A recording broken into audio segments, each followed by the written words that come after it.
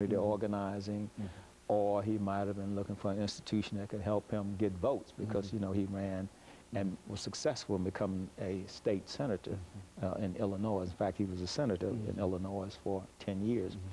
And so it could have been for those reasons. But then eventually, you know, he got in that environment and he saw something in the black Christian church that he didn't see in the other churches.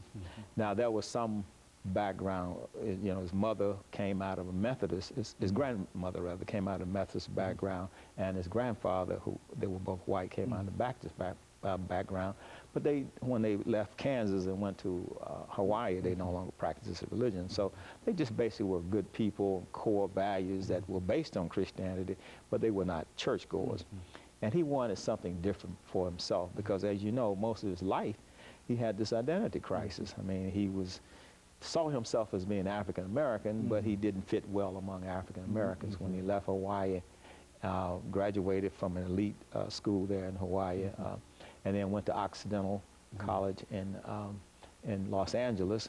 He didn't fit in well there, and then he left and went to Columbia University, where he was able to move around in Harlem and see all the various ethnic groups.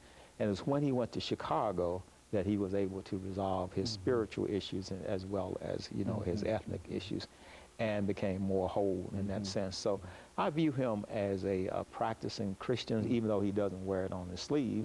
His core values, his beliefs, and his morals are rooted in that. And of course, I think there is some Islamic influence there in light of the fact that he spent the formative years of his life in an Islamic environment. You can sort of see that in his character, but he's more closer to a relationship with Christ than with an institutional church. Christ, as he preached to his apostles, you know, when he was on the planet, you know, is that type of Christian. And so in the Great Debate, you see him within the framework of being a Christian, as you've indicated, and primarily because of choice, in a real sense. And he wasn't. He said in his autobiography, and also The Audacity of Hope, which is more or less his philosophical treatise, he said in both those cases that he was not emotionally converted, that it was a choice that he made based on a, you know, a rational decision. Now, as we come to the great debate with regards to religion and trying to put them in a context, in our community there are three religions that are pretty much dominant. They are Christianity, and most of our people are either Baptists or Methodists or Catholics. And then that's Islam, either Nation of Islam, mainstream Islam, or Sufism. And then we also have some of our people who are practicing traditional African religion. So within the context of traditional African religion, Islam and Christianity, he chose Christianity as his worldview. But not just mainstream Christianity, but the Christianity that comes out of the African American church. And when you look at that, you're talking about a Christianity that's based on the social gospel, or Christianity that strives to liberate people and improve the quality of self-help.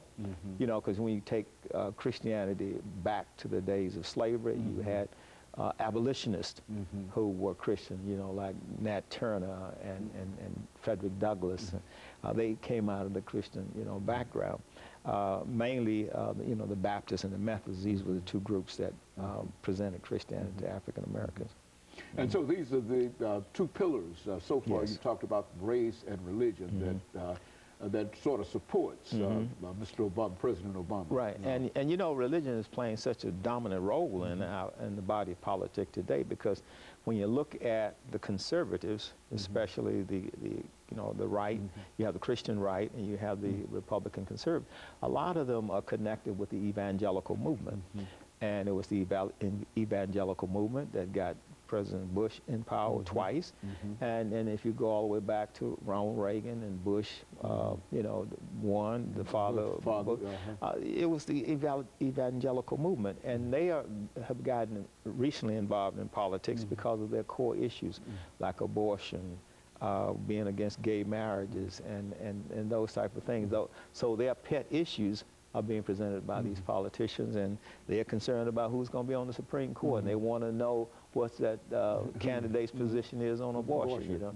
So religion and politics now are starting to overlap and merge, even though we have the First Amendment to separate them. It's very difficult now to separate institutional religion from institutional and politics. of course, let us take this second commercial break, and we'll be back with our audience following this second commercial break.